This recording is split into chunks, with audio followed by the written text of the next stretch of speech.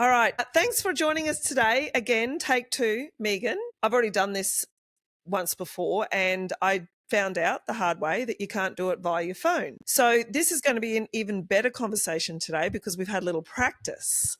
So thanks for joining us, Megan. And the reason I'm having you on today is to do a quick recap and exploration into how your movement flow actually can fit into people's daily strength training schedules and into their week, into how it can help them perform better, how it can help them recover, and actually how to utilize your program, because I put your work into every single one of my clients' programs. I choose the movement flows that go in there, however. So if we can educate my strength clients on what your different movement flows actually do and how they could possibly choose them for themselves, then what I can do is put more into their weekly program. So then they can go, right, today I'm feeling like I'm a bit low on, just my general energy, for example. So I'm going to do an energy flow. Or my hips are really tight, so I'm going to go into flow strength or vinyasa yoga or whatever it may be. So before we get into that, can we quickly get into the difference between, because I know you've written an article for us on this, it's always good to discuss it as well. What is the difference between having just some stretches at the end of the program or the beginning of the program and doing a movement flow of like the ones that you do? There is a very powerful difference when we really separate out stretching and warm-ups from true mobility training, because when we are warming up or doing passive stretches, where we're just holding for 20, 30 seconds, or the more dynamic warm-ups where we're doing like leg swings or, the arm circles, with that, we're just checking in on the range of motion that we already have and making sure that, circulation is good. There's a little bit of pliability through the muscles, but it's an expression of what we already have and what range of motion we're capable of, compared to actually training mobility. When we go to those end ranges and we contract the muscles in their really shortened position or in their really lengthened position, and try to, using all of your strength training principles of progressive overloading and law of specificity, to increase the capacity in those new positions. And as you keep nudging that end range and building strength there, it grows and grows and grows. And that's what gives you the ability to get out from the bottom of a squat, to get that good push from the bottom of your bench and being strong down here instead of having the dumbbell take you back. So that's the biggest difference between training mobility and expressing mobility through what you already have. So intention, like with everything, is key. Sorry, everyone, there's Hi, my mandatory dogs barking in the background. And hi, Billy, that's Billy. Okay, so that's really interesting that you said that, Megan, because the people that I work with are really into functional strength. Okay. Now, functional strength needs to be able to, in majority of the big movements, needs to be able to express strength in the end range. So if you're going for a heavy squat, it is very hard to stop below where your your end range movement is. For example, like wherever that may be, whatever degree, let's talk powerlifting, just under the knee, you need to get your hips below the knee for it to be a good lift, for example. If you try and stop your squat before you get into that bottom range of motion, what you're actually doing is stopping that stretch reflex, which makes it so much harder to come up out of the squat. Okay. And it's the same with a clean or a snatch. If you're trying to stop yourself in the bottom of a clean before you stand up, then you're going to slow the movement down. And essentially what you're doing in functional movements like that is you're making it so much harder for yourself. So if we could get stronger in our end range, makes a phenomenal difference for the big functional movements that we do. Yeah, you're going to get so much more power, and you're also going to decrease the risk or the intensity of an injury if it does happen, because you're going to have strength in that range and capacity, right? Because an injury always happens when the load that we put into that tissue, whether it's bone, ligament, muscle, tendon, exceeds the capacity of what it's been trained to handle. So if all we've ever been doing is passive stretching and just hanging out there for 30, 60 seconds and lengthening that muscle, but not getting strong in that position, the next time you're forced into that range of motion, it's going to strain because it doesn't have the ability to contract to stop you from going too far or safely get you out of it. So I think those are the two most huge benefits that any athlete would benefit from: power and injury mitigation. Yes, because they're the two. Well, if we go into injury mitigation, that's the fastest way to slow down your progress is to get injured, because then you have to go backwards to go forwards, or you get to go backwards to go forwards. So let's move on then. If that's one of the major benefits of doing movement flow versus static stretching, can you explain the different types? Because my clients more than likely don't realize this because they don't have your program in its entirety, but they can go and have a look at it online. And if they wanted, they could get it for themselves. Okay, they could subscribe to your program themselves. So then they have the full range of all of your movement flows. Okay, instead of just what I give them. But if they are relying on what they haven't seen is you have 3 different types of movement flow that are used throughout the week. Some are for warm up, some are better suited for warm up, some are better suited for cool down and at the end, and then some are best suited on their own. Okay, so a recovery day, for example, or a day off training, but you could use your movement flow as an actual training day. So going into that and what you've just said, I've got a question. If we're looking for end range strength, so the bottom of a squat, the bottom of a bench press, or the top of a jerk or a push press, or a snatch, because that is end range often, our shoulders don't stop. They go up and they come back down. So the whole shoulder joint is getting stretched under load and speed. What would be your number one category out of your 3 that could be used for that? 100% the flow strength classes. Those are the ones where we're going into all the end ranges of every joint, and we're contracting the muscles and building the intensity, statically contracting the muscles, so our isometric holds, or we're doing eccentric loading through the range of motion and changing the level of difficulty by changing our body position. And then we're also training one part of our body, like our shoulders, while we're in a deep squat or while we're in a hip stretch. Because it's one thing to just be standing or sitting and be like, yeah, look at my shoulder range of motion. And then compared to if I'm sitting in like a 90-90 hip stretch, or I'm holding the bottom of a squat, do I have the mobility to get there and still train there?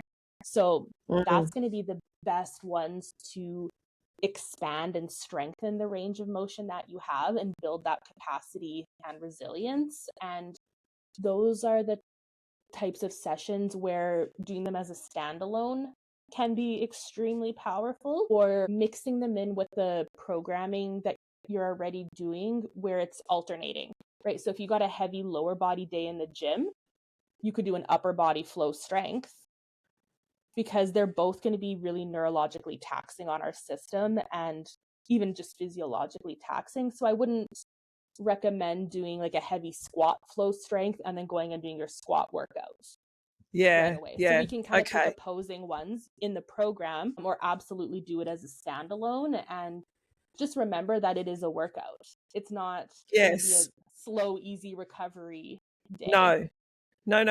When I program, if at least our strength seekers that listen to this, when from over the next few months, as you start getting your programs come through and I start adding in the movement flows, I will start using this terminology for them. So I'll start calling it flow strength, so that they understand. If they see that's on a weekend, and that's my favorite time to do them, to be honest, it's on a Saturday or a Sunday, that is actually a workout. It's not what I would term as really a true recovery.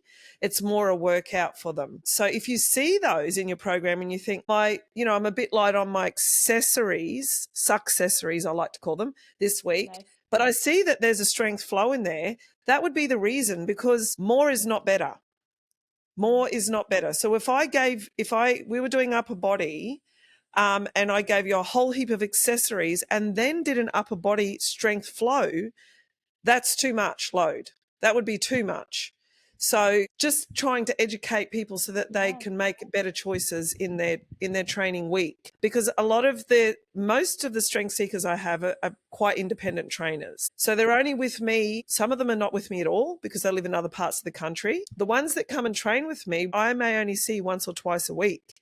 So, it's up to them to choose and make smart choices. Yeah, absolutely. So can you go into the other two types that you have then, now that we've covered strength flow?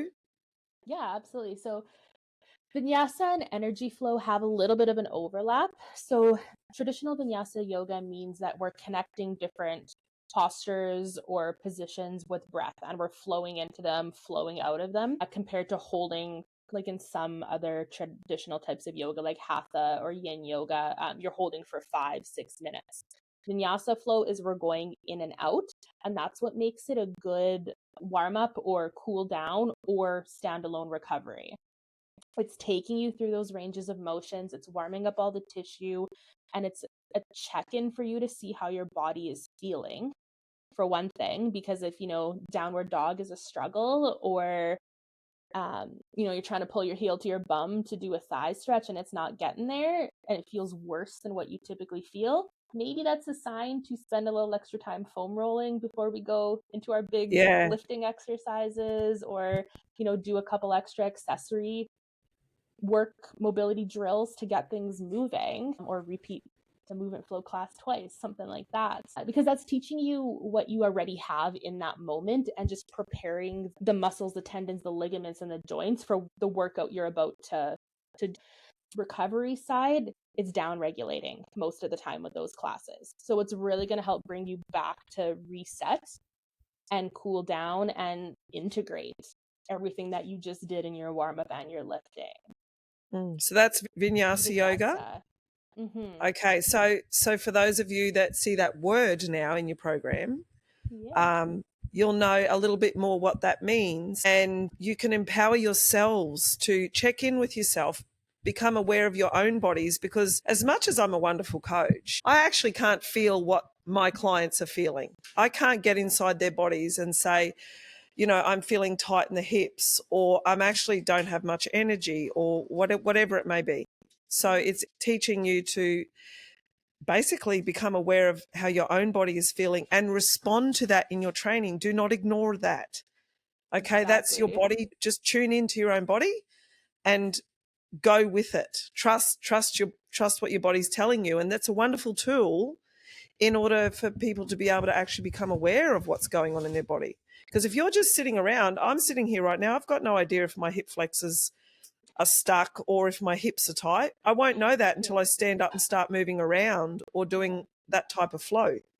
Yeah, exactly. It does overlap with the energy flows as well, which I love, because those can be used exactly the same way you would use a traditional vinyasa class. You could use it as a warm-up, you could use it as a cool down, you could use it as a standalone recovery. The intention can just be modified differently, where if you go back and listen to that conversation we had with Mike, we got like deep into the energy systems and chakras and music and all that stuff, and how the frequencies that we talked about hit different energy centers. There's movements that are also linked with those energy centers, and common injuries and aches and pains and stiffness that can happen if one of those energy centers is blocked up. So like heart, throat chakra, we often see pain in between like shoulder blades, scapula, into the shoulders, into the arms and hands. If root chakras got some stuck energy, we tend to see a lot of foot, ankle, leg, low back discomforts. So if you're feeling stiff or sore in an area, but there was no real injury, doesn't really add up why you're feeling that, you can go to that energy center class and help free up some of that stuck energy to move through it. or even from the mindfulness perspective, if you're struggling with seeing the vision of where your training is going and what you're working towards, you feel like you're lacking some purpose and clarity in what you're doing, go back to goal setting. That's also our third eye chakra. So you can pick that class and work through some movements that way to help reconnect to your body and embody everything that you're doing. So I love that you can, and that's why I created it that way, is to take it those different ways. Yeah, so it sounds to me like an energy yoga is sorry, the energy flow, is that what you call it? Yep.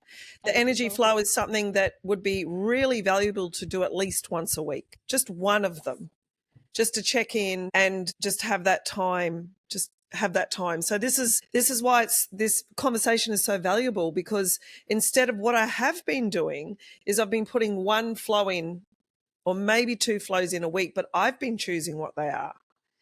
So what I can do is put more in, one of each per week. And the great thing about the program that we use is they're not lost. So if someone wants to go back and go, oh, I remember that one I really loved, they just scroll back in their app and go back to the week that had, whatever it is. Also, whatever it is they're looking for, but also Train Heroic. The other great thing about it is it has a library. So if you search your library, you'll find all of these flows which have been saved into your library.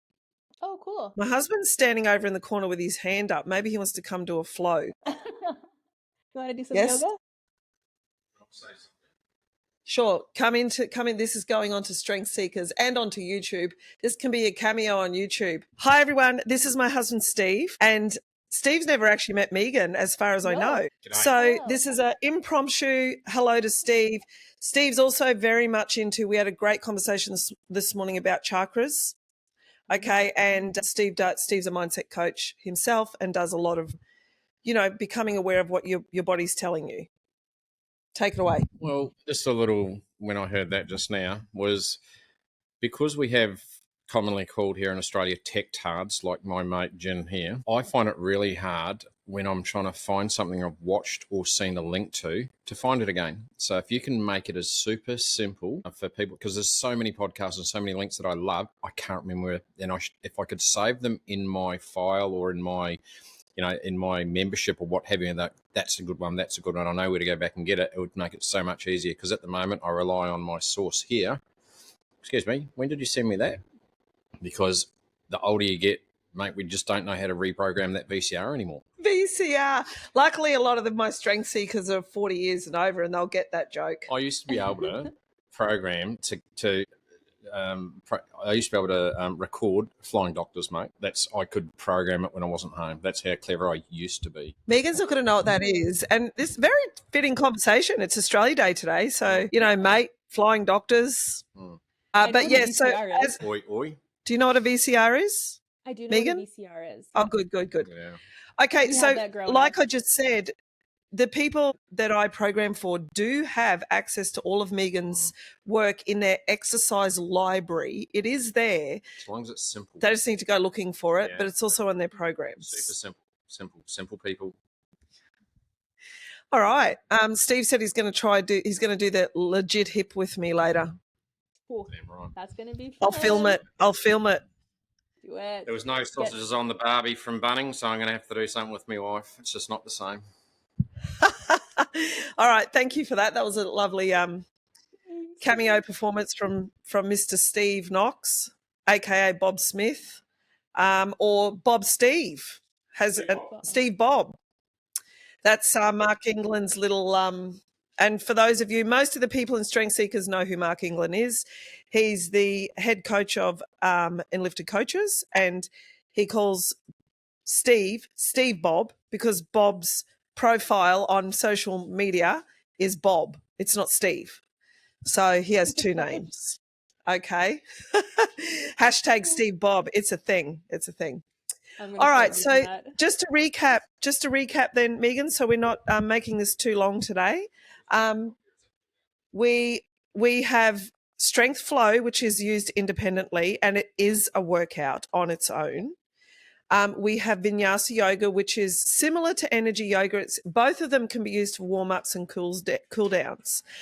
And the main difference being that energy yoga can help you tune in a little bit more into into what your body may need. Is that correct? Or you can take it from there. It's connecting mind, body, soul. Mind, body, soul. Okay, great. And that's fantastic because my logo is strong body, strong mind. And we can just put strong soul in there as well.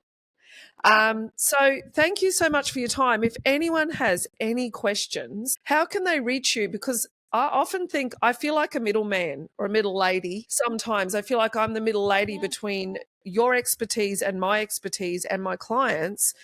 And often I find it's much more effective to go straight to the source. And you're the source as far as this goes. So tell people how they can find you. And I strongly encourage everyone to follow Megan on social media and reach out and have conversations for yourself, because that's a very powerful way to learn. Absolutely. Yeah. I'd love to meet everybody, and I love talking about this stuff. So please, anytime. I am in the Strength Seekers Facebook community. So tag me in something, ask me a question, or friend me through that and DM me, whatever works. And then I'm also very active on Instagram. So it's at Megan Pomerensky, like you can see in my little fancy name thing down there, or Megan Pomerensky, I guess. And I am actually going to put this on my YouTube channel and make it public. So not everyone listening to this will be a strength seeker, because strength seeker is actually a closed community. For those of you that might be listening on YouTube, it's the place to go to if you want to look after your body, your mind, and your soul, because it's a combination of strength programming. It can be general strength programs or one-on-one from me. It has mindset, a lot of mindset. There's a really big focus too on nutrition, and obviously music, frequency music. We didn't get into that today so much, but music obviously is a great thing to pair with it's really great thing to pair with your movement flows. And so there's a lot of education in strength seekers on how to do that and the power of what music can do for your body, mind, and soul. So for those of you that aren't a strength seeker, maybe you should become one. And reach out to Megan if you have any specific questions about the Movement Flow program. Reach out to me if you have any specific questions about strength seekers or strength in general. And thanks for being here, Megan. And I'm sure this one's going to make it. It's going to make it out into the World Wide Web. Thank you so much for having me. Yeah, thank you as always.